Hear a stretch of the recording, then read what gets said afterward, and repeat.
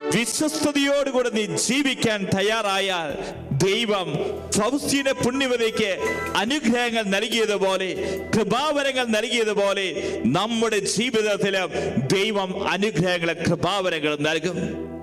3ാം class വരെ മാത്രം പഠിച്ചിരുന്ന ഒരു പാവം പെൺകുട്ടിയാണ് ഫൗസ്റ്റീന പുണ്യവതി. എന്നാൽ ഈ ഫൗസ്റ്റീന പുണ്യവതിയുണ്ടല്ലോ, തന്റെ ജീവിതത്തിൽ ആകെ ആഗ്രഹിച്ച ഒരു കാര്യമുണ്ട്. എന്റെ ജീവിതം എന്റെ കർത്താവിന് വേണ്ടി സമർപ്പിക്കണം. എന്തിനു വേണ്ടി? എന്റെ കർത്താവിന് വേണ്ടി സമർപ്പിക്കണ്ടേ? ഫൗസ്റ്റീന പുണ്യവതി പറഞ്ഞു തരികയാണ്, എന്റെ ജീവിതത്തിൽ ഞാനൊരു കന്യാസ്ത്രീയാവാൻ ആഗ്രഹിക്കുന്നുണ്ട്. ദൈവത്തെ ആരാധിക്കുന്നതിന് വേണ്ടിയാ ഞാനൊരു കന്യാസ്ത്രീയായി കന്യാസ്ത്രീ മഠത്തിൽ ചേരാൻ ആഗ്രഹിക്കുന്നത്. മറ്റൊരു സ്വപ്നമല്ല, മറിച്ച് ദൈവത്തെ ആരാധിക്കണം. ദൈവത്തെ ആരാധിക്കുവാൻ വേണ്ടി 3ാം ക്ലാസ് മാത്രം പഠിച്ചിരിക്കുന്ന ഈ പാവപ്പെട്ട കന്യാസ്ത്രീ കോൺവെന്റിൽ ചെന്ന് കഴിഞ്ഞപ്പോ ഈ കോൺവെന്റിലുള്ള സിസ്റ്റേഴ്സ് എന്താ അവൾക്ക് ഡ്യൂട്ടി കൊടുത്തേ? അവൾക്ക് ഡ്യൂട്ടി കൊടുത്തു അവിടുത്തെ കിച്ചന്റെ ജോലി, അവിടുത്തെ തോട്ടത്തിന്റെ ജോലി, അതുപോലെ ഗസ്റ്റ് ഒക്കെ വന്നു കഴിഞ്ഞാൽ മണിയടിക്കുമ്പോൾ ആരാണ് വന്നിരിക്കുന്നത് നോക്കാൻ വേണ്ടി അവിടെയുള്ള മണിമുറിയുടെ ജോലിയൊക്കെയാണ് ഫൗസ്റ്റീന പുണ്യവതിക്ക് കൊടുത്തത്. എന്നാ പ്രിയപ്പെട്ടവരെ, അതിരാവിലെ ഉണർന്ന് തന്നെ ഏൽപ്പിച്ചിരിക്കുന്ന ദൗത്യങ്ങൾ വിശ്വസ്തയോടുകൂടെ ഫൗസ്റ്റീന പുണ്യവതി ചെയ്തു. നേരം വിളക്കുമ്പോൾ തന്റെ കൂടെയുള്ള സഹ സിസ്റ്റേഴ്സിന് വേണ്ടി ഫൗസ്റ്റീന പുണ്യവതി അടുക്കളയിൽ ചെന്ന് ഭക്ഷണം പാകം ചെയ്ത് ഇതാ ഓരോ മേശകളും നിറച്ചു വെച്ചിരിക്കുക. ഫൗസ്റ്റീന പുണ്യവതി ചെയ്യുന്ന ത്യാഗം വേറൊരാളും കാണുന്നുണ്ടായിരുന്നില്ല. അവൾ അതിരാവിലെ ഉണരുന്നത് ആരും കാണുന്നുണ്ടായിരുന്നില്ല. എന്നാ പ്രിയപ്പെട്ടവരെ, ഫൗസ്റ്റീന പുണ്യവതി ചെയ്ത ത്യാഗമുണ്ടല്ലോ ഒരു വ്യക്തി കാണുന്നുണ്ടായിരുന്നു. ഫൗസ്റ്റീന പുണ്യവതിയുടെ വിശ്വസ്തതയുണ്ടല്ലോ ഒരു വ്യക്തി കാണുന്നുണ്ടായിരുന്നു. സ്വർഗത്തിലെ അവളുടെ ദൈവം. ഹല്ലേലൂയ. പ്രിയപ്പെട്ടവരെ, നമ്മളും അറിഞ്ഞിരിക്കുക, ഈ കാലഘട്ടത്തിൽ സ്വർഗത്തിലെ നമ്മുടെ ദൈവമുണ്ടല്ലോ. നാം ചെയ്യുന്ന ചെറിയ ചെറിയ ശുശ്രൂഷകൾ പോലും സ്വർഗത്തിലെ ദൈവം അവിടുന്ന് കാണുന്നുണ്ട്. ഒരു പക്ഷേ ഈ ലോകത്തിലെ ഒരാള് പോലും ഇതിനെ പ്രോത്സാഹിപ്പിക്കാനുണ്ടാവില്ല. ഒരു വ്യക്തി പോലും നീ ചെയ്യുന്ന പ്രവൃത്തി കണ്ടിട്ടുണ്ടാവില്ല. പക്ഷേ സ്വർഗത്തിലെ ദൈവം നീ ചെയ്തുകൊണ്ടിരിക്കുന്ന ഓരോ ശുശ്രൂഷകളും നിന്റെ ത്യാഗങ്ങളും അവിടുന്ന് കാണുന്നുണ്ട്. അതുകൊണ്ട് തന്നെ ഇന്ന് ഈ രാത്രിയുടെ യാമങ്ങളിൽ ദൈവകരുണയുടെ ഈ കൺവെൻഷൻ പങ്കെടുക്കുമ്പോൾ എന്റെ സ്വർഗത്തിലെ ദൈവം എന്നെ കാണുന്നുണ്ടെന്നുള്ള ചിന്തയോടുകൂടെ വേണം ഓരോ വ്യക്തികളും ഷെക്കേന ടെലിവിഷന് മുമ്പിൽ ഇരിക്കുവാൻ വേണ്ടി. ഹല്ലേലൂയ. പ്രിയപ്പെട്ടവരെ, ദാവീദിന്റെ ജീവിതത്തെ നമുക്ക് കാണാൻ സാധിക്കും. ദാവീദ് രാജാവ് എല്ലാ താഴ്വരയിൽ അവിടെ തന്റെ സഹോദരങ്ങൾ മുഴുവൻ യുദ്ധത്തിന് പോയിരിക്കുക. ഈ സമയത്ത് ദാവീദ് ആടുകളെ മേക്കാൻ പോയിരിക്കുക. ആടുകളെ മേക്കാൻ പോകുമ്പോൾ എന്താ സംഭവിച്ചുകൊണ്ടിരുന്നത്? ആടുകളെ ആക്രമിക്കാൻ വേണ്ടി സിംഹം വരുന്നുണ്ടായിരുന്നു. ആടുകളെ ആക്രമിക്കാൻ വേണ്ടി പുലി വരുന്നുണ്ടായിരുന്നു. പക്ഷേ ഈ ദാവീദുണ്ടല്ലോ എന്താ ചെയ്തേ?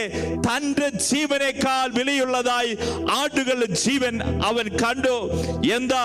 ഇതുപോലെ തന്റെ പ്രാണനേക്കാൾ കൂടുതലായി ആടുകളുടെ ജീവൻ അവർ കണ്ടു.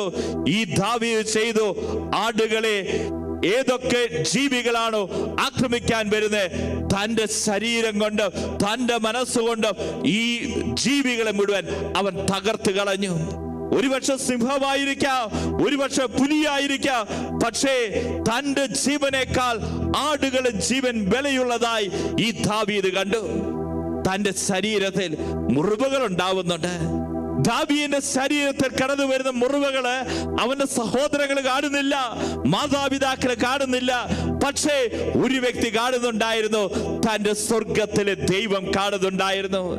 ഈ സ്വർഗത്തിലെ ദൈവം ദൈവത്തിന്റെ ദൗത്യം ഏറ്റെടുക്കാൻ വേണ്ടി ഈ ദാവീദിനെ തെരഞ്ഞെടുക്കുക. ദൈവത്തിന്റെ ദൗത്യം ഏറ്റെടുക്കുവാൻ വേണ്ടി വിശ്വസ്തയോടുകൂടെ ജീവിച്ച ഫൗസ്റ്റീന പുണ്യവതിയെ തെരഞ്ഞെടുക്കുക. അതുകൊണ്ട് തന്നെ ഓരോ വ്യക്തികളും തിരിച്ചറിഞ്ഞു, എനിക്ക് ദൈവത്തിന്റെ സന്നിധിയിൽ വിശ്വസ്തയോടുകൂടെ ജീവിക്കണം.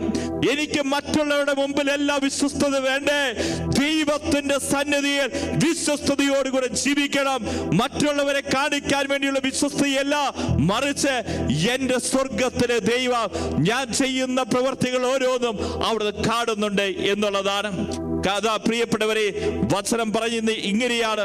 ജെറമ്യാ പ്രവാചകന്റെ പുസ്തകം 29-ാം അധ്യായം 11-ാം തിരുവചനം പറയുകയാണ്, നിങ്ങളെ കുറിച്ചുള്ള പദ്ധതി എന്റെ മനസ്സിലുണ്ട്, അത് നിങ്ങളുടെ നാശത്തിനുള്ളതല്ല, ക്ഷേമത്തിനുള്ള പദ്ധതിയാണ്, നിങ്ങൾക്ക് ശുഭമായ ഭാവിയും പ്രത്യാശയും നൽകുന്ന പദ്ധതി. ഓരോ വ്യക്തികളെ കുറിച്ച് ദൈവത്തിന് വ്യക്തമായ പദ്ധതിയുണ്ട്. അത് നാശത്തിനുള്ള പദ്ധതിയല്ല, മറിച്ച് ക്ഷേമത്തിലുള്ള പദ്ധതിയാണ്. നീ ദൈവത്തിന്റെ സന്നിധിയിൽ വിശ്വസ്തനായിരിക്കുക. ദൈവം ഈ കാലഘട്ടത്തിൽ നിന്നെ വലിയ ശുശ്രൂഷകൾക്ക് വേണ്ടി തെരഞ്ഞെടുക്കും എന്നുള്ള ബോധ്യം നിനക്കുണ്ടാവട്ടെ. തിരുവചനത്തെ കാണാൻ സാധിക്കും. ഒറ്റക്കണ്ണൻ ലുങ്കിനോസിനെ കുറിച്ച് പറയുന്നുണ്ട്. ഈ ലുങ്കിനോസ് തന്റെ കയ്യിലുണ്ടായിരുന്ന കുന്തം കൊണ്ട് കർത്താവിന്റെ വിലാപ് പുറത്ത് കുത്തി, അവിടെ നിന്ന് രക്തവും ജലവും ഒഴുകി. എന്നാൽ നമുക്ക് സഭാപിതാക്കന്മാർ പറഞ്ഞു തരികയാണ്, അവിടെ നിന്ന് രക്തമൊഴുകി, ജലമൊഴുകി. ദിവ്യകാരുണ്യത്തിന്റെ ദൈവകരുണ്യയുടെ ആ ചിത്രത്തിലേക്ക് നാം നോക്കിക്കഴിയുമ്പോൾ കാണാൻ സാധിക്കും, അവിടെ നിന്ന് രക്തമൊഴുകുന്നുണ്ട്, അതുപോലെ തന്നെ അവിടെ ജലവും ഒഴുകുന്നുണ്ട്. ആ രക്തവും ജലവും എന്തിനെയാണ് സൂചിപ്പിക്കുന്നത്? രക്തം ജീവനെയാണ് സൂചിപ്പിക്കുന്നത് എങ്കിൽ ജലം സൂചിപ്പിക്കുകയാണ് അത് ദൈവത്തിന്റെ പരിശുദ്ധാത്മാവിനെയാണ്. ഈ കാലഘട്ടത്തിലും പ്രിയപ്പെട്ടവരെ, നിലയ്ക്കാതെ ദൈവത്തിന്റെ ആ ദിവ്യ ഹൃദയത്തിൽ നിന്ന് ഒഴുകുന്ന രക്തവും ജലവും ഉണ്ടല്ലോ, ഇന്നും ഒഴുകിക്കൊണ്ടിരിക്കുക. നിലയ്ക്കാതെ ആ കുത്തി തുളയ്ക്കപ്പെട്ട തിരുവിലാവിൽ നിന്ന് ഇന്നും ഒഴുകിക്കൊണ്ടിരിക്കുക. ആ കത്തു ജ്വലിക്കുന്ന പ്രാർത്ഥനയിലുണ്ടല്ലോ ദൈവത്തിന്റെ രക്തവും ദൈവത്തിന്റെ ജലവും. അവിടെ ഓരോ വ്യക്തികളെ കടി വിശുദ്ധീകരിക്കുക. അതല്ലേ നമ്മൾ പ്രാർത്ഥിക്കുന്ന ദിവ്യ കരുണയുടെ പ്രാർത്ഥന. ഈശോയുടെ അതിദാരുണമായ പീഡാസഹനങ്ങളെ പ്രതി പിതാവേ, ഞങ്ങളുടെ മേലും ലോകം മുഴുവന്റെ മേലും കരുണയായിരിക്കണമേ എന്ന് നമ്മൾ പ്രാർത്ഥിക്കുന്ന പ്രാർത്ഥന. കണ്ടോ പ്രിയപ്പെട്ടവരെ, ഈ ദിവ്യ കരുണയുടെ കൺവെൻഷൻ നടക്കുമ്പോൾ നമ്മളൊക്കെ ഹൃദയത്തിൽ കാണേണ്ട ഒരു കാര്യമുണ്ട്. ഈ ദൈവം നമ്മെ ഓരോരുത്തരെയും വിളിച്ചിരിക്കുന്നത് എന്തിനു വേണ്ടിയിട്ടാ? ഈ ലോകത്തിലെ ഒരു ജീവിതത്തിന് വേണ്ടിയിട്ടല്ല, മറിച്ച് വരാനിരിക്കുന്ന ജീവിതത്തെ മുന്നിൽ കണ്ടുകൊണ്ട. അതുകൊണ്ടാണ് സങ്കീർത്തന പുസ്തകം പറയുന്നത്, കർത്താവേ എന്റെ ആയുസ് എണ്ണുവാൻ എന്നെ പഠിപ്പിക്കണമേ. കർത്താവേ എന്റെ ആയുസ് എണ്ണുവാൻ എന്നെ പഠിപ്പിക്കണമേ. ഞാനും നിങ്ങളുമെല്ലാം ഈ ലോകത്തിൽ ജീവിക്കുന്നുണ്ടെങ്കിലും ഈ ലോകത്തിന് അപ്പുറം ഒരു ജീവിതമുണ്ട്. എത്ര കാലം ഈ ലോകത്തിൽ നമ്മൾ ജീവിക്കും? ദൈവ കരുണയുടെ കൺവെൻഷൻ പങ്കെടുക്കുന്ന മക്കൾ 100 വയസ്സ് വരെ ജീവിക്കും, മതിയോ? 100 വയസ്സ് വരെ ജീവിക്കും, മതിയോ? 100 വയസ്സ് വരെ ഈ ലോകത്തിൽ ജീവിക്കുന്നുണ്ടെങ്കിൽ എത്ര ദിവസം ഈ ലോകത്തിൽ ജീവിക്കുന്നുണ്ടാവും? 100 × 365 36,500 ദിവസമാണ് 100 വയസ്സ് വരെ ഈ ലോകത്തിൽ ജീവിക്കുന്നുണ്ടെങ്കിൽ ഞാനും നിങ്ങളുമെല്ലാം ജീവിക്കാൻ പോകുന്നത്. എന്നാൽ ആരാ 100 വയസ്സ് വരെ ജീവിക്കാൻ പോകുന്നത്? ചില വ്യക്തികള് ഹാഫ് സെഞ്ചുറി കഴിഞ്ഞിരിക്കുക, ചില വ്യക്തികള് 1/4 ഭാഗം കഴിഞ്ഞിരിക്കുക, ചില വ്യക്തികള് 1/4 ഭാഗം കഴിഞ്ഞിരിക്കുക. കുഞ്ഞുങ്ങൾ ചിന്തിക്കുന്നുണ്ട്, എന്റെ അമ്മാമ്മയുടെ CC അടയാറായി, അല്ലെ എന്റെ അപ്പാപ്പന്റെ CC അടയാറായി, വയസ്സ് 85ആയി. പ്രിയപ്പെട്ടവരെ, ഞാനും നിങ്ങളുമെല്ലാം ഈ ലോകത്തിൽ നിന്ന് പോകേണ്ട വ്യക്തികളാ. ഇന്നല്ലെങ്കിൽ നാളെ നമ്മളൊക്കെ ഈ ലോകത്തിൽ നിന്ന് പോകേണ്ട വ്യക്തികളാ. എന്നാൽ ഈ ലോകത്തിന് അപ്പുറം ഒരു ജീവിതമുണ്ട് പ്രിയപ്പെട്ടവരെ. ഈ ലോകത്തിനപ്പുറം ഞാനും നിങ്ങളും പോയി കഴിയുമ്പോ വ്യക്തമായി വചനം നമുക്ക് വെളിപ്പെടുത്തി തരിക. പ്രഭാഷകന്റെ പുസ്തകം 7-ാം അധ്യായം 36-ാം തിരുവചനം പറയുകയാണ്, നീ ഓരോ പ്രവൃത്തി ചെയ്യുമ്പോഴും നിന്റെ ജീവിതത്തിന്റെ അന്ത്യത്തെ കുറിച്ച് നീ ചിന്തിക്കുക, എന്നാൽ നീ പാപം ചെയ്യില്ല. വ്യക്തമായിട്ട് വചനം വെളിപ്പെടുത്തി തരികയാണ്, ഈ ലോകത്തിന് അപ്പുറം ഒരു ജീവിതമുണ്ട്. വീണ്ടും പറയുകയാണ്, നമ്മളൊക്കെ ന്യായാസനത്തിന് മുമ്പിൽ വരണം. അതാണ് വചനം പറയുന്നത്. ഹെബ്രായർക്ക് എഴുതപ്പെട്ട ലേഖനം 9-ാം അധ്യായം 27-ാം തിരുവചനം പറയുകയാണ്, മനുഷ്യൻ ഒരിക്കൽ ജനിക്കണമെന്നും പിന്നീട് മനുഷ്യൻ ഒരിക്കൽ ജനിക്കണമെന്നും ജീവിക്കണമെന്നും ആദിയിലെ തന്നെ ദൈവം തീരുമാനിച്ചിരുന്നു. അതിനുശേഷം അവന് ഒരു ന്യായവിധിയുമുണ്ട്. വ്യക്തമായിട്ട് നമുക്ക് വചനത്തെ പറഞ്ഞു തരികയാണ്, ഈ ലോകത്തിന് അപ്പുറം ഒരു ജീവിതമുണ്ട്. ഈ ലോകത്തിന്റെ അവസാനം ഓരോ വ്യക്തികൾക്കും, നമുക്ക് ഓരോരുത്തർക്കും ന്യായാസനത്തിന് മുമ്പിൽ ഞാനും നിങ്ങളുമെല്ലാം വരണമെന്ന് വചനം നമുക്ക് വെളിപ്പെടുത്തി തരിക. ഇതുപോലെ തന്നെ വ്യക്തമായിട്ടുള്ള കാര്യമാണ്, സ്വർഗമുണ്ട്, ശുദ്ധീകരണ സ്ഥലമുണ്ട്, നരകമുണ്ട്. സ്വർഗമുണ്ട്, ശുദ്ധീകരണ സ്ഥലമുണ്ട്, നരകമുണ്ട്. എന്നാൽ ദൈവകരുണയെ കുറിച്ച് നാം പറയുമ്പോൾ, ഇതാ ദൈവകരുണ നമ്മെ ഓരോരുത്തരെയും കൂട്ടിക്കൊണ്ടുപോകുന്ന എങ്ങോട്ടാ? സ്വർഗത്തിലേക്കാണ് എന്നെയും നിങ്ങളെയും കൂട്ടിക്കൊണ്ടുപോകുന്നത്. നമ്മളൊക്കെ ഈ ലോകത്തിൽ നിന്ന് പോകുമ്പോ എന്താ നമുക്ക് കൊണ്ടുപോകാനുള്ളത്? നമ്മൾ വെട്ടിപ്പിടിച്ചതും നമ്മൾ സ്വന്തമാക്കിയതും, അതുപോലെ തന്നെ നമ്മുടെ വലിയ ഡോക്ടറേറ്റുകളും നമ്മുടെ വലിയ സർട്ടിഫിക്കറ്റുകളും, നമ്മളൊക്കെ വലുതായി കാണുന്ന നമ്മുടെ വലിയ വീടായിരിക്കാം, ബാങ്ക് ബാലൻസ് ആയിരിക്കാം, എന്തെങ്കിലും ഈ ലോകത്തിൽ നിന്ന് പോകുന്ന സമയത്ത് ദൈവ പൈതലെ നമുക്ക് കൊണ്ടുപോകാനുണ്ടോ? എനിക്കും നിങ്ങൾക്ക് ഈ ലോകത്തിൽ നിന്ന് പോകുന്ന സമയത്ത് ഒന്നും കൊണ്ടുപോകാനില്ല മക്കളെ. നമുക്ക് കൊണ്ടുപോകാനുള്ളത് ഒറ്റ കാര്യം മാത്രമേ ഉള്ളൂ. എനിക്ക് ഒരാത്മാവുണ്ട്, എനിക്ക് ഒരാത്മാവുണ്ട്. ഇതല്ലാതെ ഒന്നും ഈ ലോകത്തിൽ നിന്ന് കൊണ്ടുപോകുന്നില്ല. ഇന്ന് എന്റെ ആത്മാവിനെ നോക്കിക്കൊണ്ട് തമ്പുരാൻ കർത്താവ് എന്തെന്നാ പറയുക? ഓക്കെ, കുഴപ്പമില്ല എന്നാണോ? തള്ളാമെന്നാണോ? കൊള്ളാമെന്നാണോ? എന്റെ ആത്മാവിനെ നോക്കി തമ്പുരാൻ കർത്താവ് പറയുക. എന്നാ പ്രിയപ്പെട്ടവരെ, നരകത്തെ കുറിച്ച് ഈശോ എന്താണ് നമുക്ക് പറഞ്ഞു തരുന്നത്? നരകത്തെ കുറിച്ച് ഈശോ സ്ഥാപിച്ച സഭ എന്താണ് പറഞ്ഞു തരുന്നത്? നരകത്തെ കുറിച്ച് ഈശോയുടെ സഭയിലെ ഓരോ വിശുദ്ധാത്മാക്കളും എന്താണ് പറഞ്ഞു തരുന്നത് എന്ന് നമ്മൾ ഓരോരുത്തരും ഈ രാത്രി ശ്രവിച്ചാം. പ്രിയപ്പെട്ടവരെ, വിശുദ്ധ അമ്മ ത്രേസ്യ പുണ്യവതിക്ക് നരകത്തിന് ദർശനമുണ്ടായിട്ടുണ്ട്. വിശുദ്ധ യൂപ്രാസ്യമ്മയ്ക്ക് നരകത്തിന് ദർശനമുണ്ടായിട്ടുണ്ട്. വിശുദ്ധ യൂപ്രാസ്യമ്മ മേനാച്ചേരി പിതാവിന് എഴുതിയ കത്തിൽ ഇങ്ങനെ എഴുതി വെച്ചിട്ടുണ്ട്, നരകത്തിന്റെ ദർശനം 1-2 സെക്കൻഡ് മാത്രമേ എനിക്കുണ്ടായിട്ടുള്ളൂ, പിന്നീട് എനിക്ക് അത് ഓർക്കാൻ പോലും ഇഷ്ടപ്പെടുന്നില്ല എന്ന്. വ്യക്തമായിട്ട് വിശുദ്ധാത്മാക്കൾക്ക് നരകത്തിന്റെ ദർശനങ്ങൾ ഉണ്ടായിട്ടുണ്ട്. എന്താണ് യേശു നരകത്തെ കുറിച്ച് പറയുന്നത്? യേശു സ്ഥാപിച്ച സഭ നരകത്തെ കുറിച്ച് എന്താണ് പറയുന്നത്? ഇതുപോലെ തന്നെ വിശുദ്ധാത്മാക്കൾ എന്താണ് നരകത്തെ കുറിച്ച് പറയുന്നത്? നമുക്ക് കാണാൻ സാധിക്കും, നരകത്തിൽ കെടാത്ത തീയുണ്ട്, ചാവാത്ത പുഴുക്കളുണ്ട്. മർക്കോസ് സുവിശേഷം 9-ാം അധ്യായം 48-ാം തിരുവചനം വീണ്ടും നരകത്തെ കുറിച്ച് രണ്ടാമത് പറയുകയാണ്, നരകത്തിൽ യാതനകളുണ്ട്, പീഡകളുണ്ട്, അത് ആത്മാവിൽ ചൂഴ്ന്നിറങ്ങുന്ന വേദനയാണ്. മൂന്നാമത് പറയുകയാണ്, നരകം പിശാചിനും അവന്റെ ദൂതന്മാർക്കുമുള്ളതാ. മത്തായിയുടെ സുവിശേഷം 25-ാം അധ്യായം 41-ാം തിരുവചനം. നാലാമതായി പറയുന്നു, നരകത്തിലെ പീഡനം നിത്യകാലമാണ്, അവസാനമില്ല, നരക തീയിൽ നിന്ന് മടങ്ങി വരികയില്ല. അഞ്ചാമതായി നമുക്ക് പറഞ്ഞു തരികയാണ്, ദൈവത്തിന്റെ സാന്നിധ്യമില്ലാത്ത അവസ്ഥയാണ് നരകം. ആറാമത് നമുക്ക് പറഞ്ഞു തരികയാണ്, പിശാചുക്കളുടെ നേതാവിന്റെ ഭയപ്പെടുന്ന മുഖദർശനം ഉണ്ടാവും. ഏഴാമത് പറയുകയാണ്, നരകം ഇരുൾ കുഴിയാണ്, എന്നാൽ പരസ്പരം കാണാൻ പറ്റാത്ത അവസ്ഥയാണ്. എട്ടാമത് പറയുകയാണ്, നരകത്തിൽ വിലാപവും പല്ലുകടിയുമായിരിക്കും. 9 പറഞ്ഞു തരികയാണ്, പിശാചുക്കളുടെ നിരന്തരമായ സഹവാസം നരകത്തിൽ ഉണ്ടായിരിക്കും. 10 പറയുകയാണ്, സ്വർഗം നഷ്ടപ്പെട്ടതിലുള്ള വേദനയാണ് നരകത്തിൽ കിടക്കുന്ന ആത്മാക്കളുടെ വേദന. 11 പറഞ്ഞു തരികയാണ്, ഒരിക്കലും രക്ഷപ്പെടാനാവില്ലല്ലോ എന്നുള്ള നിരാശയാണ് നരകത്തിൽ കിടക്കുന്ന മക്കൾക്ക്. 12 നമുക്ക് പറഞ്ഞു തരികയാണ്, ചെയ്ത പാപത്തിനനുസരിച്ചുള്ള പീഡനം, പാപം ചെയ്ത അവയവത്തിന്മേലുള്ള പീഡനവും അവിടെ നടക്കും. 13-ാമതായി നമുക്ക് പറഞ്ഞു തരികയാണ്, നരകം ഒരിക്കലും തൃപ്തി അടയുന്നില്ല. 14-ാമത് പറഞ്ഞു തരികയാണ്, നരകം അഗ്നി തടാകമാണ്. കണ്ടോ പ്രിയപ്പെട്ടവരെ, നരകത്തെ കുറിച്ച് യേശു പറഞ്ഞത്, വിശുദ്ധാത്മാക്കൾ പറഞ്ഞത്, ഇതുപോലെ തന്നെ ഈ സഭയും നമുക്ക് പറഞ്ഞു തന്ന കാര്യങ്ങളാണ് നമ്മൾ കേട്ടെ.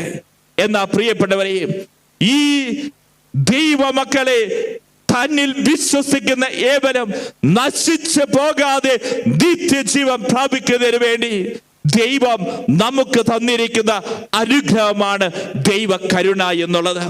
1930 മുതൽ 38 വരെ ഈശോ പല പ്രാവശ്യം ഈ പാവപ്പെട്ട കന്യാസ്ത്രീയായ ഫൗസ്റ്റീനയ്ക്ക് പ്രത്യക്ഷപ്പെട്ടിരിക്കുക. ഇതിനുശേഷം ഈശോയുടെ ദർശനങ്ങൾ അവൾക്ക് വെളിപ്പെടുത്തി കൊടുക്കുക.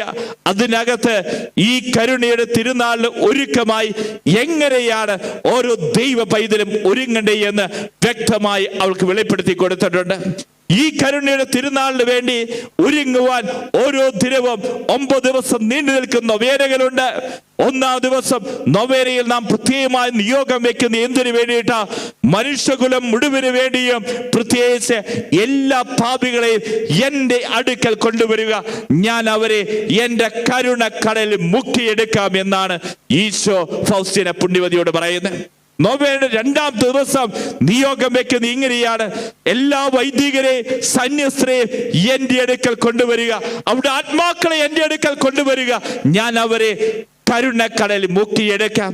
നൊവേനയുടെ 3-ാം ദിവസം നമ്മൾ പ്രാർത്ഥിക്കുന്നത്, തീഷ്ണമതിയും വിശ്വസ്തതയുമുള്ള എല്ലാ ആത്മാക്കളെയും ഇന്ന് എന്റെ അടുക്കൽ കൊണ്ടുവരിക, ഞാൻ അവരെ കരുണക്കടലിൽ മുക്കിയെടുക്കാം. 4-ാമതായി 4-ാം ദിനത്തിൽ നമ്മൾ പ്രാർത്ഥിക്കുന്നത് ഇങ്ങനെയാണ്, അവിശ്വാസികളെയും ഇതുവരെ എന്നെ അറിയാത്തവരെയും എന്റെ അടുക്കൽ കൊണ്ടുവരിക, അവരെ എന്റെ കരുണക്കടലിൽ മുക്കിയെടുക്കാം. 5-ാം ദിവസം നാം പ്രാർത്ഥിക്കുന്നത് ഇങ്ങനെയാണ്, മതനിന്ദകരെയും ശീശ്മക്കാരെയും എന്റെ അടുക്കൽ കൊണ്ടുവരിക, ഞാൻ അവരെ എന്റെ കരുണക്കടലിൽ മുക്കിയെടുക്കാം.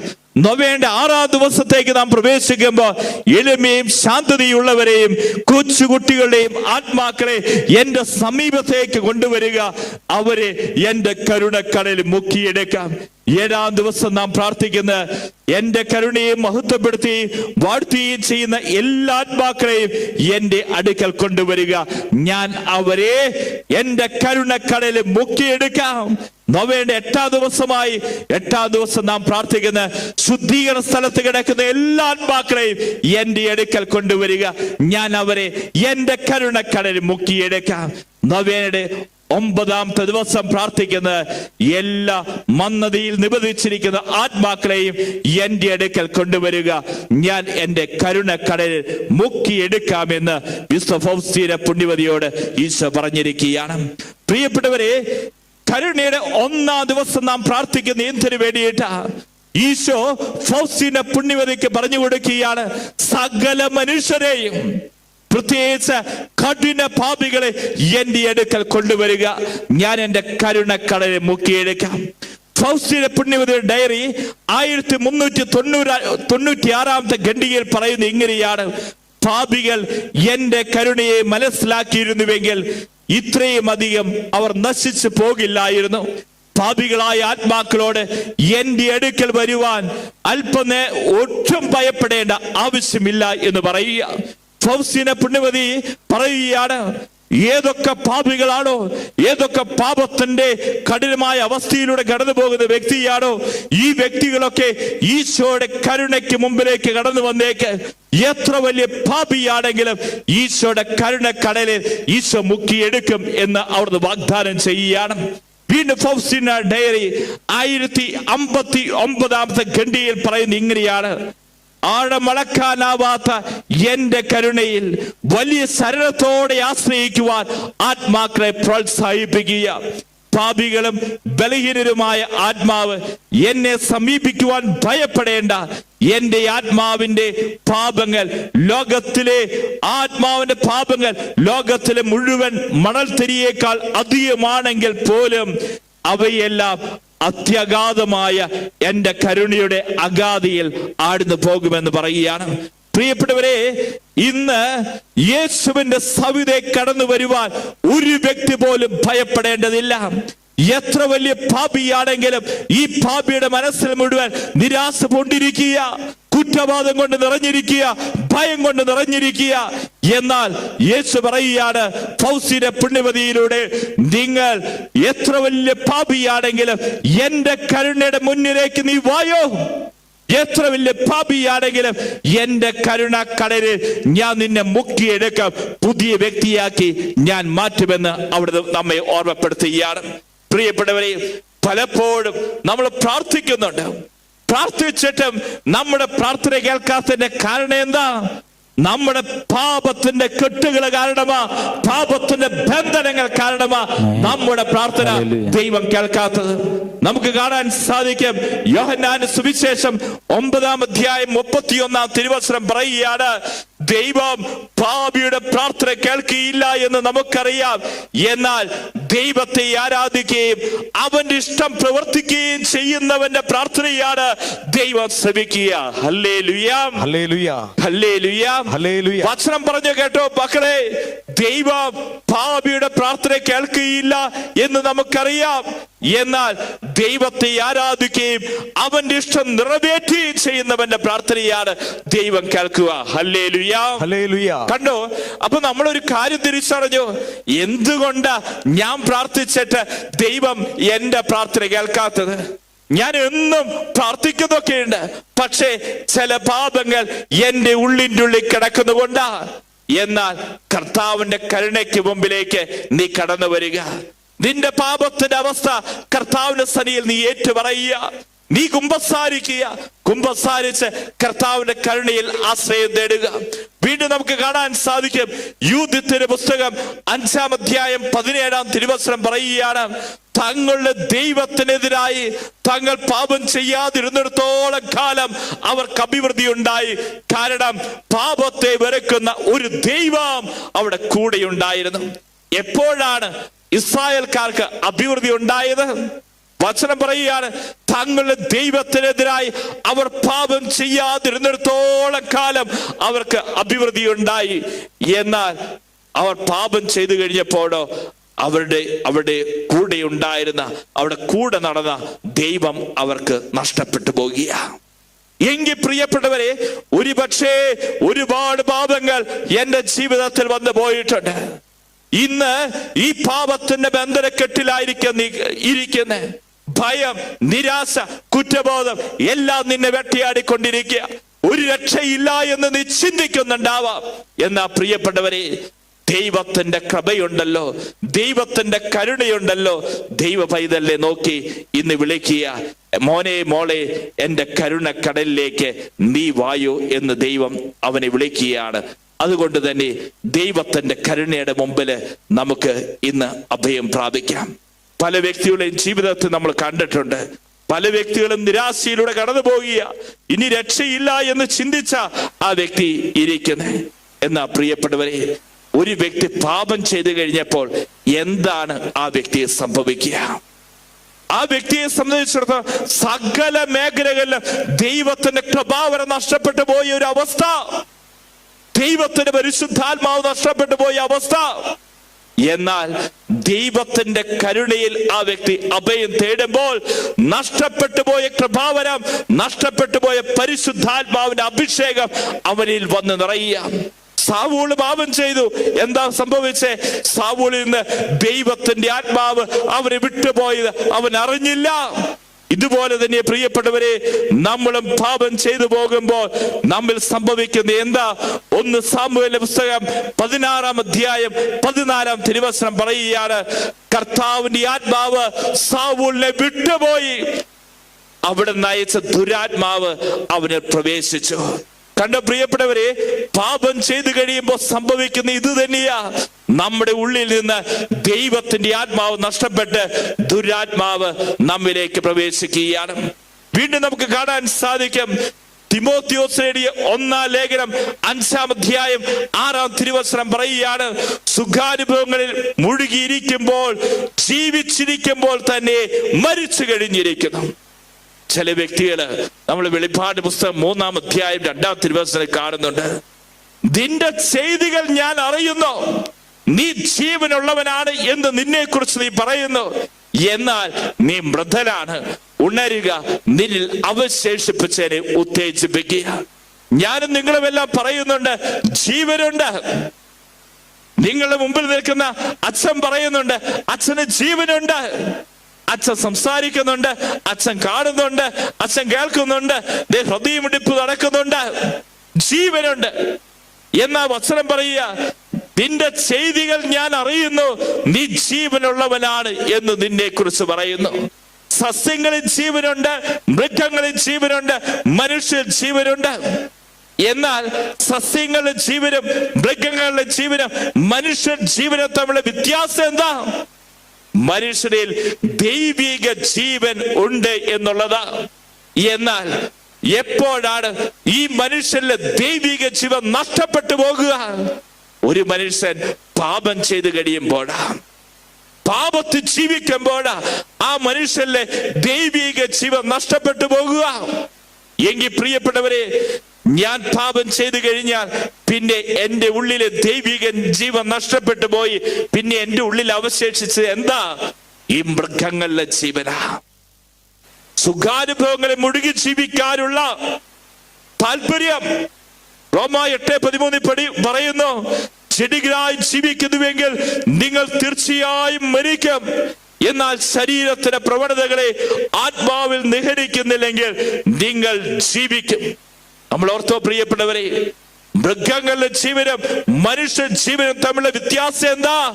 മനുഷ്യരിൽ ദൈവിക ജീവനുണ്ട് എന്നുള്ളതാ. എന്നാൽ മനുഷ്യൻ പാപം ചെയ്തു കഴിഞ്ഞാൽ ആ ദൈവിക ജീവൻ നഷ്ടപ്പെട്ടു പോയി. പിന്നെ മനുഷ്യരിൽ അവശേഷിക്കുന്നത് എന്താ? ഈ മൃഗങ്ങളുടെ ജീവനാ. എന്ത് ചെയ്യാൻ ഒരു മടിയില്ലാത്ത അവസ്ഥ, ഏത് അക്രമത്തിനും ചെന്നുവിടാൻ ഒരു മടിയില്ലാത്ത അവസ്ഥ. ഈ പാപം ചെയ്യുന്ന മനുഷ്യർ സംഭവിക്കുന്ന അധർമ്മ അല്ലെങ്കിൽ അധപതന.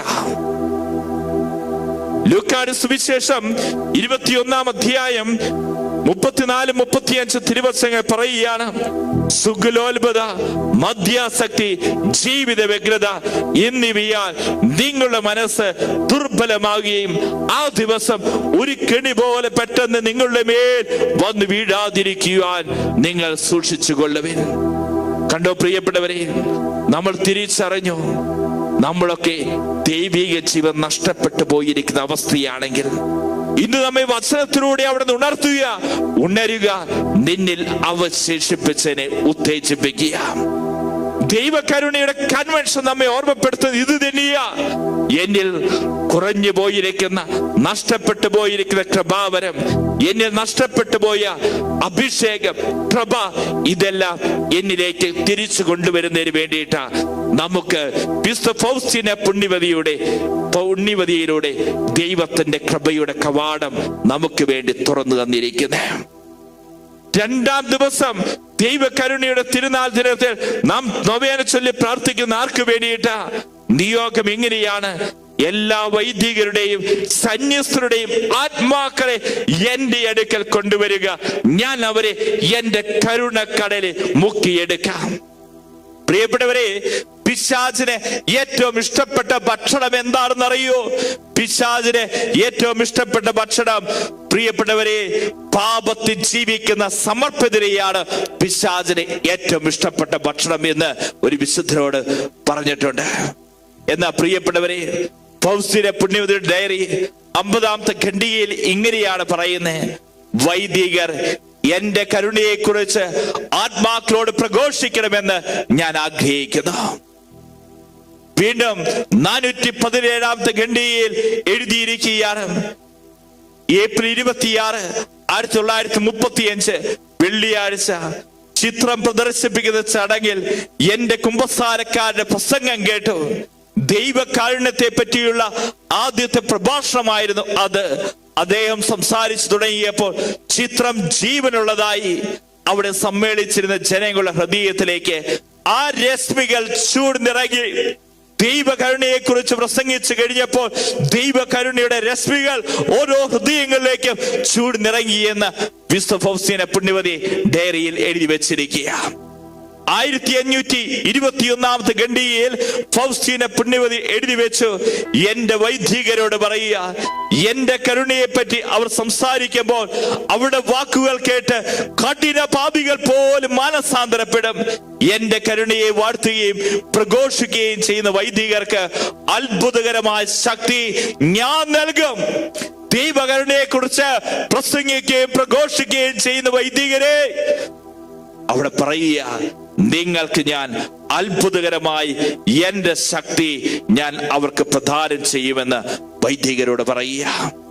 പ്രിയപ്പെട്ടവരെ, ഈ കാലഘട്ടത്തിൽ പുരോഹിതൻ പൗരോഹിത്യത്തിൽ ഉണർന്ന് പ്രാർത്ഥിച്ചാൽ ഒരു തിന്മയുടെ ശക്തിയെയും സഭയെ തൊടാൻ സാധിക്കുകയില്ല എന്നുള്ളതാണ്.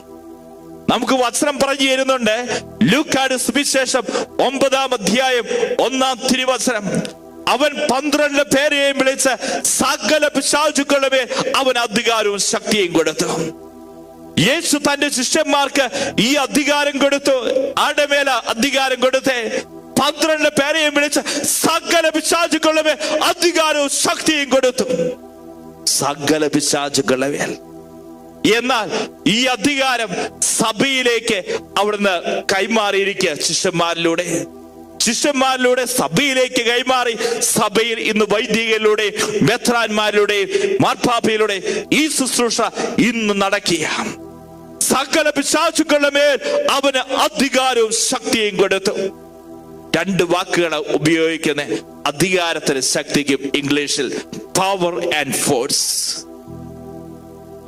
നമുക്കറിയാം, ഒരു രാജ്യത്തിന്റെ നേതാവിന്, പ്രധാനമന്ത്രി ആയിക്കൊള്ളട്ടെ, പ്രസിഡന്റ് ആയിക്കൊള്ളട്ടെ, ആ നേതാവിന് അധികാരമുണ്ട്. ഈ രാജ്യത്തിന്റെ മുഴുവൻ ഞാൻ നേതാവാണ്, പ്രസിഡന്റാണ്, പ്രധാനമന്ത്രിയാണ്. എന്നാൽ ആരുടെയിലെ ശക്തിയിരിക്കുന്ന അത് ആ രാജ്യത്തിന്റെ മിലിറ്ററിയുടെ കയ്യിലാണ്.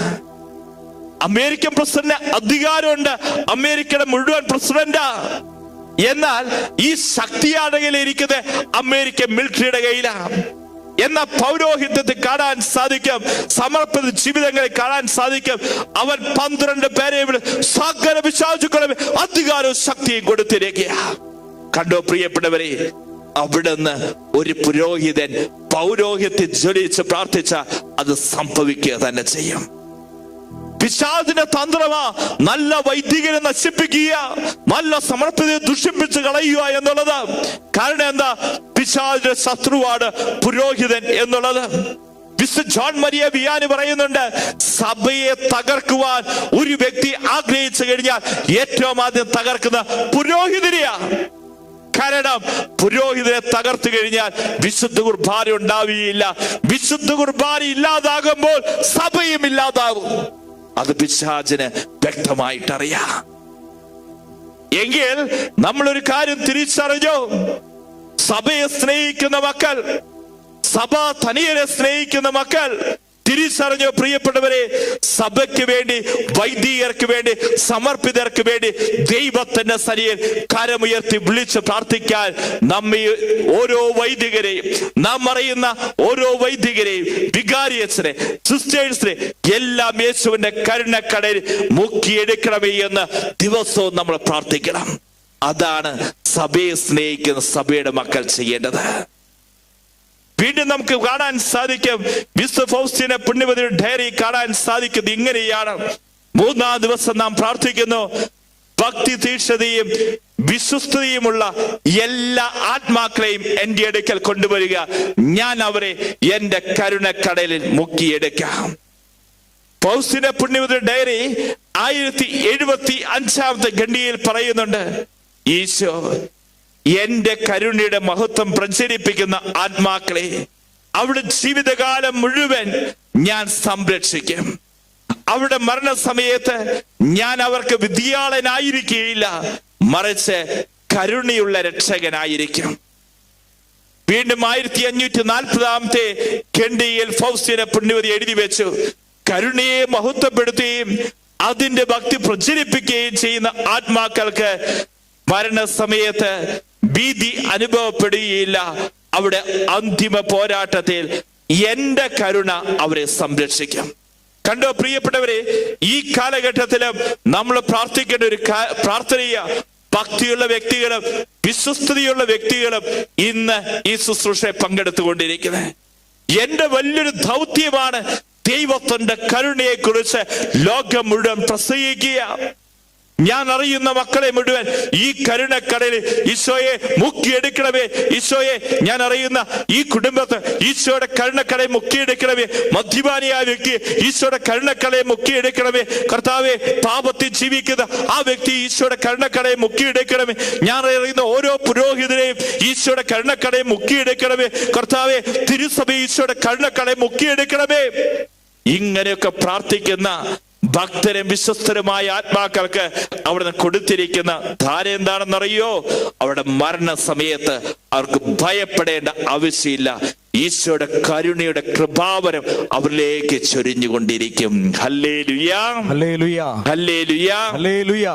വീണ്ടും നാലാമതായി നമുക്ക് പറഞ്ഞു തരിക, ഈ കരുണയുടെ നോവേനയുടെ 4-ാം ദിനം നമ്മൾ പ്രാർത്ഥിക്കുന്ന ആരെ സമർപ്പിച്ചുകൊണ്ടാ?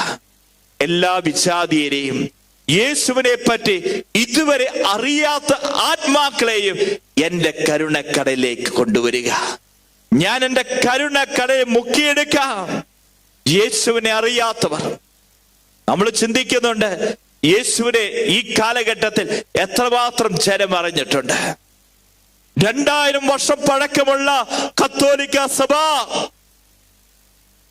നമ്മൾ വിചാരിക്കുന്നുണ്ട് എല്ലാ രാജ്യങ്ങളിലും ഭൂഖണ്ഡങ്ങളിലേക്കും ഇതാ ക്രിസ്തു എത്തി എന്ന് നമ്മൾ ചിന്തിക്കുന്നുണ്ട്.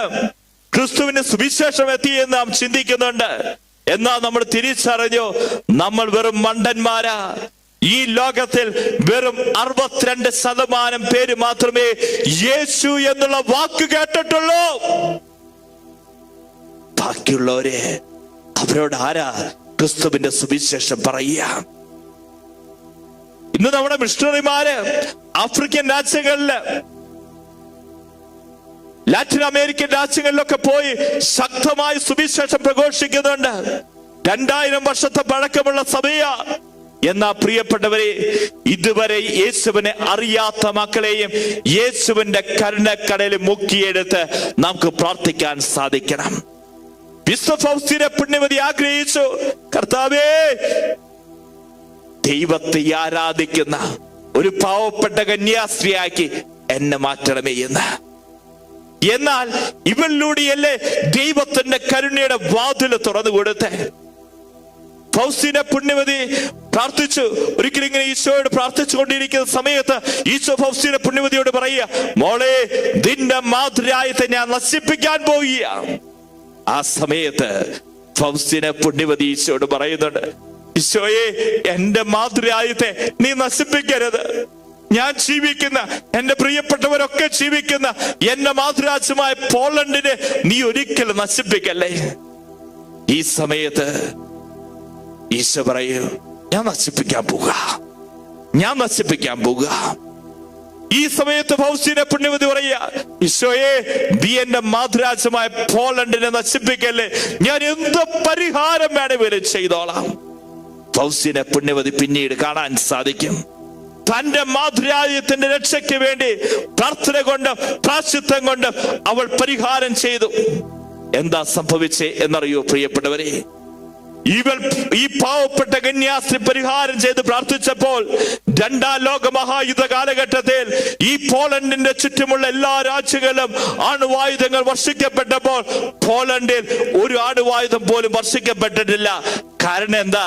ഇവിടെ ഒരു പാവപ്പെട്ട കന്യാസ്ത്രീ, തന്റെ പാവപ്പെട്ട കന്യാസ്ത്രീ ഉണ്ടല്ലോ, ഈശോയുടെ പ്രിയപ്പെട്ട മകള്, ആ കോൺവെന്റിന്റെ കൊച്ച് ആ ചാപ്പലിരുന്ന് ദൈവത്തെ ആരാധിച്ച് പ്രാശ്ചിത്തം ചെയ്ത് പരിഹാരം ചെയ്ത് ഈ പോളണ്ടിന് വേണ്ടി പ്രാർത്ഥിക്കുന്നുണ്ട്. ഫൗസ്തീന പുണ്യവതി അവിടെ പരിഹാരം ചെയ്ത് പ്രാർത്ഥിക്കാൻ തുടങ്ങിയപ്പോൾ ആ രാജ്യത്തുനിന്ന് അതികായികന്മാരായ അതിശക്തന്മാരായ വിശുദ്ധാത്മാക്കൾ ഉദയം ചെയ്തു. വിശുദ്ധ ജോൺ പോൾ രണ്ടാമൻ മാർപ്പാപ്പ, മാക്സിമിലിയൻ കോൾബെ, ഇതുപോലെയുള്ള വലിയ വലിയ വിശുദ്ധാത്മാക്കള് അവിടെ നിന്ന് ഉദയം ചെയ്യുക. അതുകൊണ്ട് തന്നെ പ്രിയപ്പെട്ടവരെ, ഇവിടെ പറയുന്നുണ്ട്,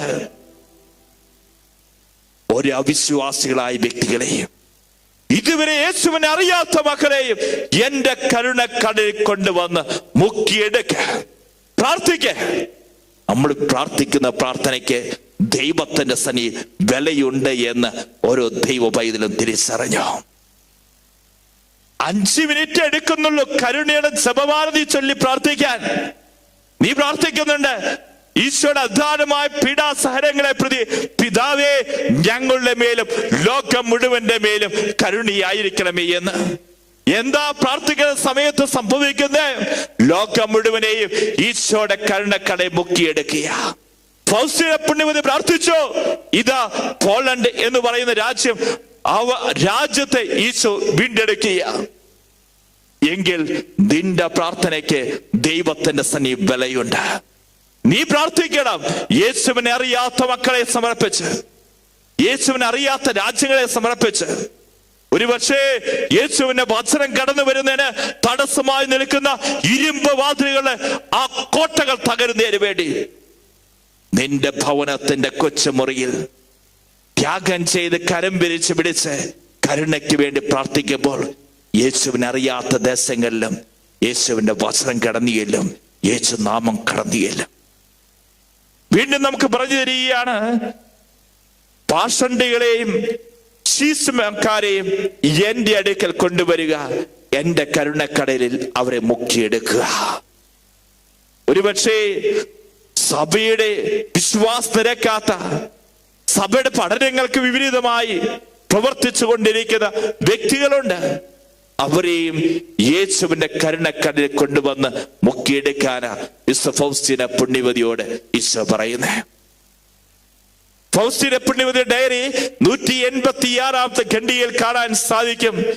ഈശോ ഏതെങ്കിലും ഒരു പാപിക്ക് വേണ്ടി അനുതാപപൂർണമായ ഹൃദയത്തോടും വിശ്വാസത്തോടും കൂടി നീ ഈ പ്രാർത്ഥന ചെല്ലുമ്പോൾ ഞാൻ അവന് മാനസാന്തരത്തിലുള്ള കൃപ നൽകും. എവിടെ ഇരുന്നിട്ട് നീ പ്രാർത്ഥിക്കുന്നേ? നിന്റെ ഭവനത്തിലായിരിക്കാം.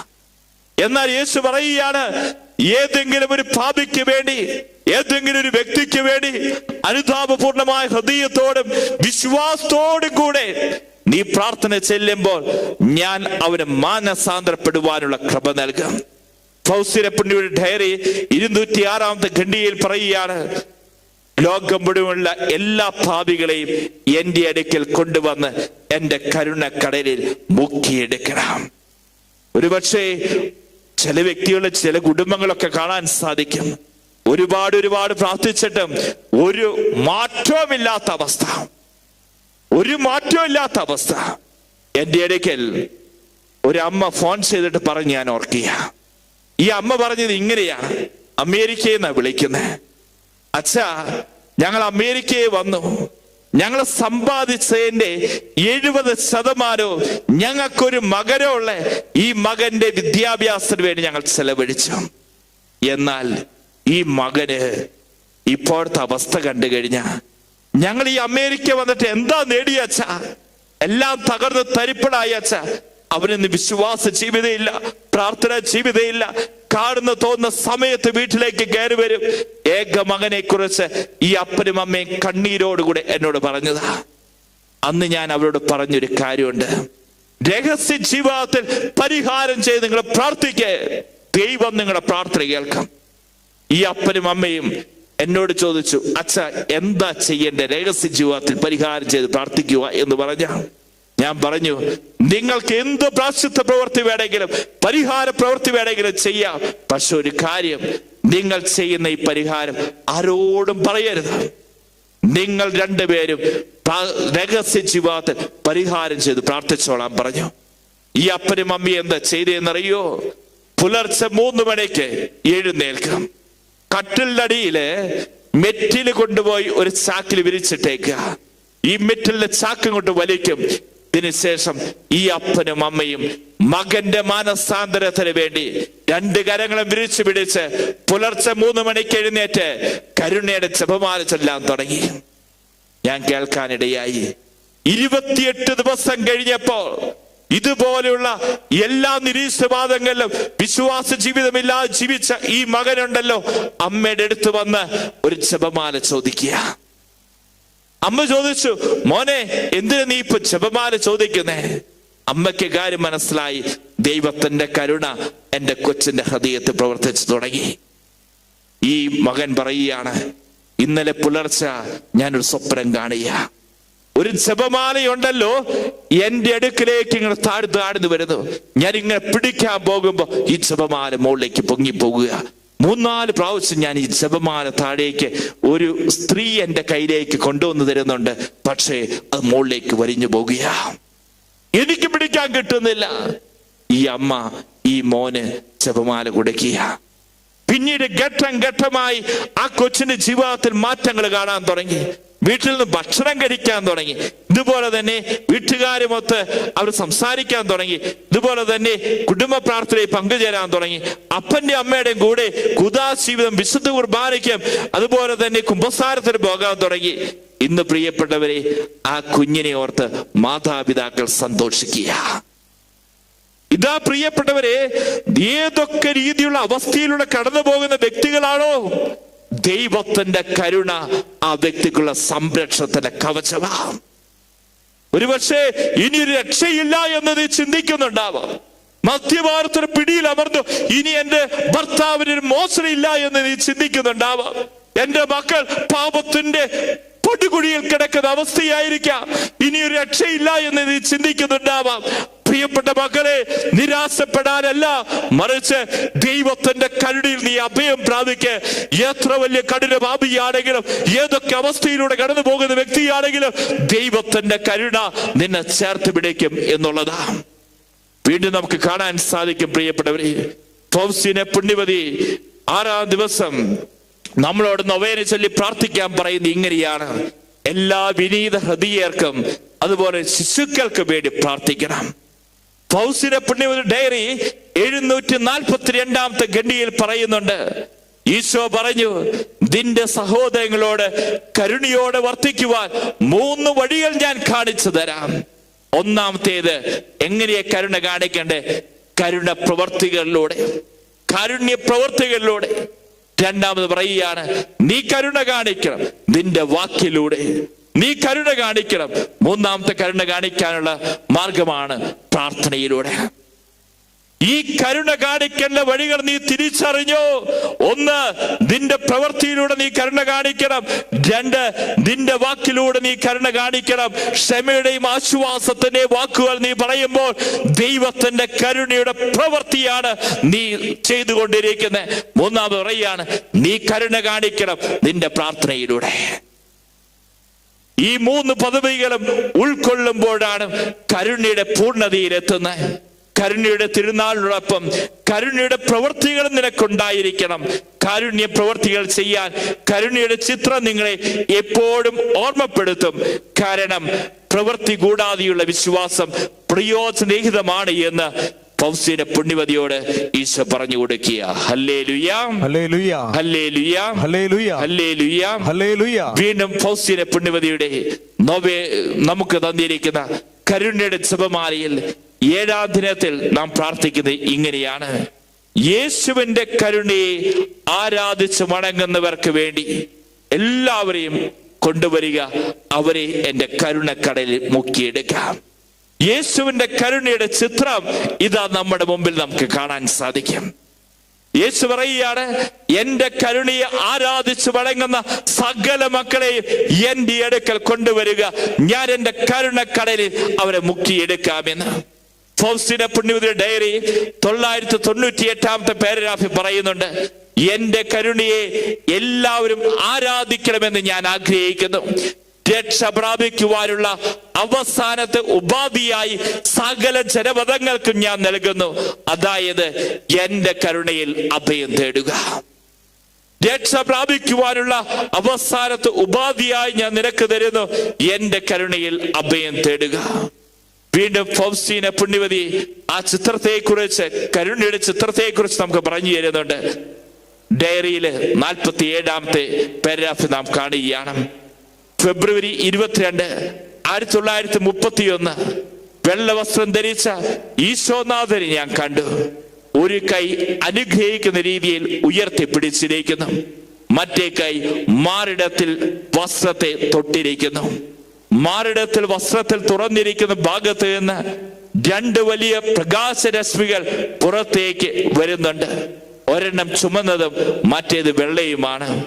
ഈശോ പറഞ്ഞു, നീ കാണുന്നത് പോലെ ഒരു ഛായാചിത്രം ഈശോയെ ഞാൻ അങ്ങിൽ ശരണപ്പെടുന്നു എന്ന അടിക്കുറിപ്പോടുകൂടെ വരയ്ക്കുക.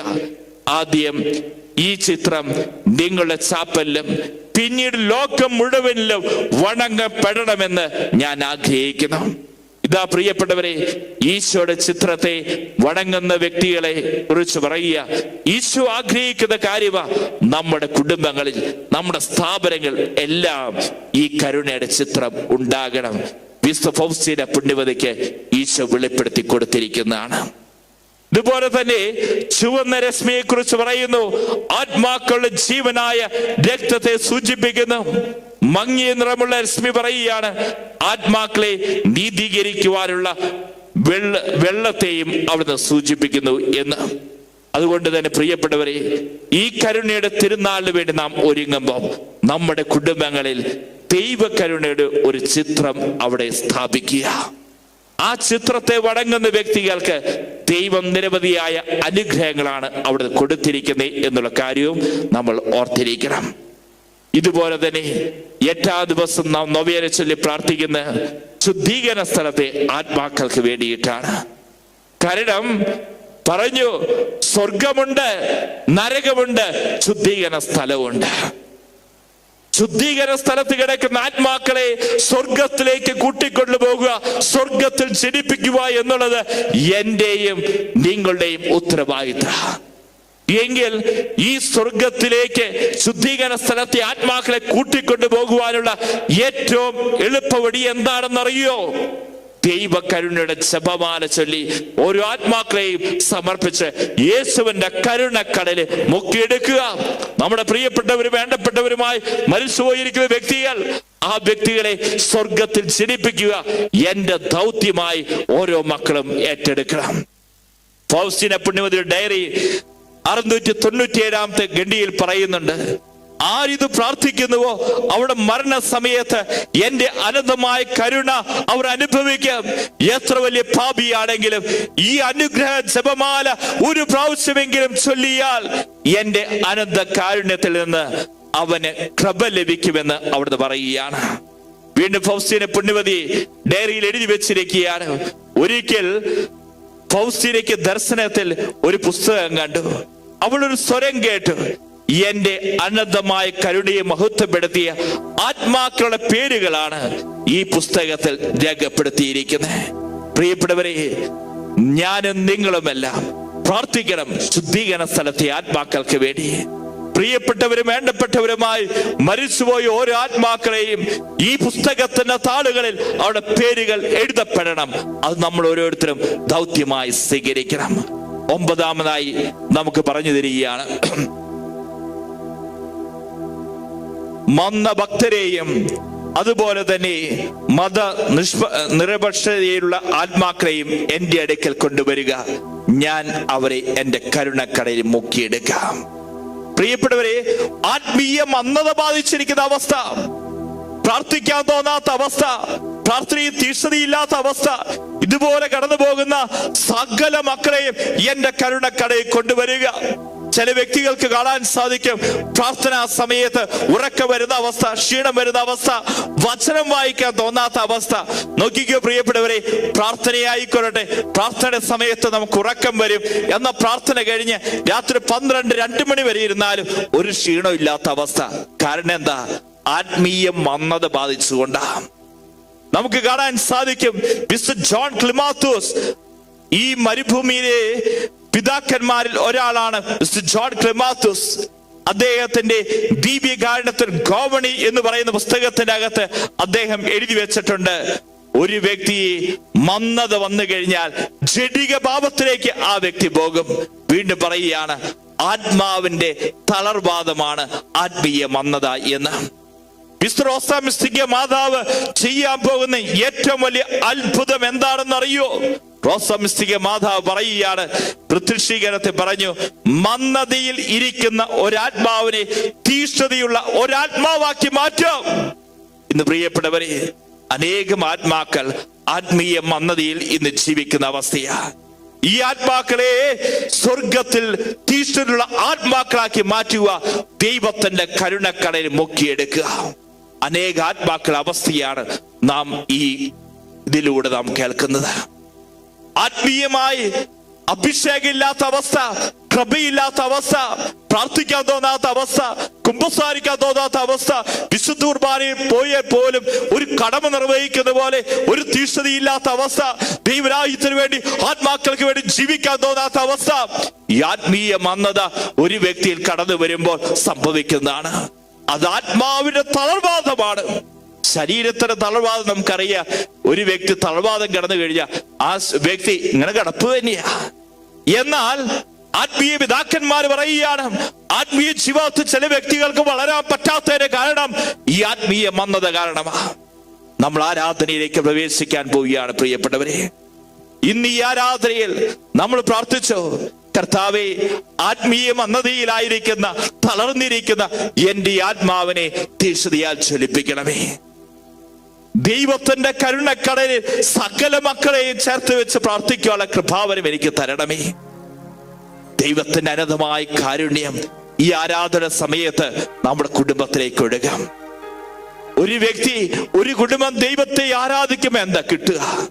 നമുക്ക് വചനം കാണാൻ സാധിക്കും.